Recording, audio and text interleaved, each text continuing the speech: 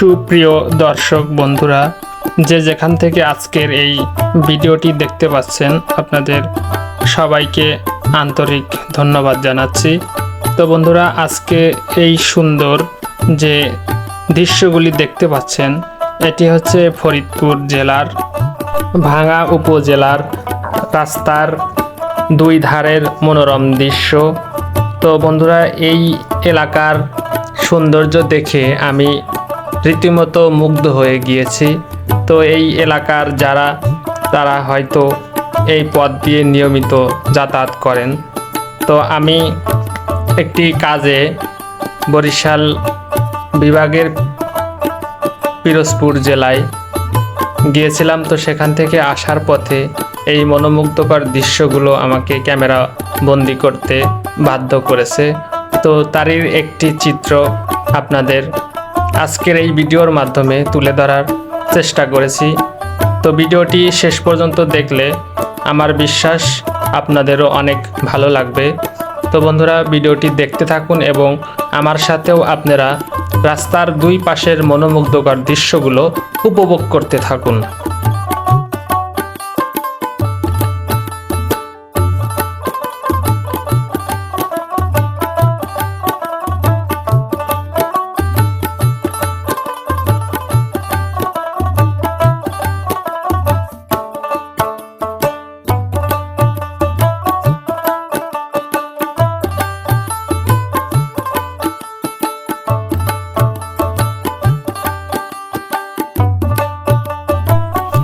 বাংলাদেশের ফরিদপুর জেলা এবং পাবনা জেলাটি নৈসর্গিকভাবে দেখতে আসলে অনেক সুন্দর লাগে।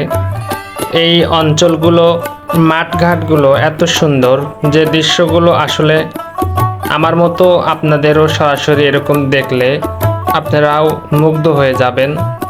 আর এই এলাকার ফসলের মাঠে প্রধান অর্থকরী ফসল হিসেবে পেঁয়াজ ও রসুনের চাষ হয়ে থাকে।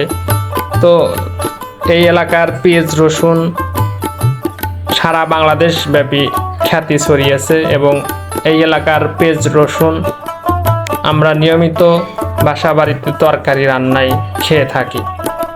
তো জানালার ফাঁক দিয়ে এই দৃশ্যগুলো একদম চোখ জুড়ানো দৃশ্য এবং প্রত্যেকটা দৃশ্যই মনে হচ্ছে যেন আমি সিনেমার হলে বসে বসে সিনেমা দেখতে পাচ্ছি। সিনেমার হলে যেমন একের পর একটা দৃশ্য চলে আসে, ঠিক এই গাড়িতে রাস্তায় জার্নি করলেও সেম সেই ঘটনাটাই উপলব্ধি করা যায়। যত গাড়ি সামনের দিকে আগাচ্ছে জানালার দৃশ্যও তত পরিবর্তন হচ্ছে।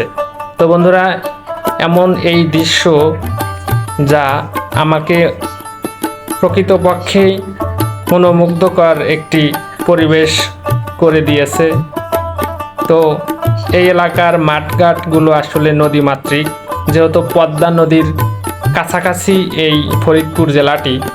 তো যার ফলে এই এলাকায় নদী, খাল এবং বিস্তীর্ণ বিল এখানে আপনারা দেখতে পাবেন। তো ভিডিওটি আসলে শীতকালীন সময়ে ভিডিও ধারণ করেছিলাম। তো যার ফলে মাঠঘাটগুলো একদম পরিপূর্ণ ফসল দিয়ে ভরপুর দেখতে পাচ্ছেন।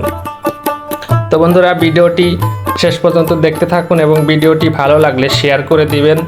অবশ্যই লাইক কমেন্ট করে আপনার মতামত জানিয়ে দিতে পারেন। ভালো লাগলে শেয়ার করে দিবেন। তো দেখতে থাকুন, সঙ্গেই থাকুন।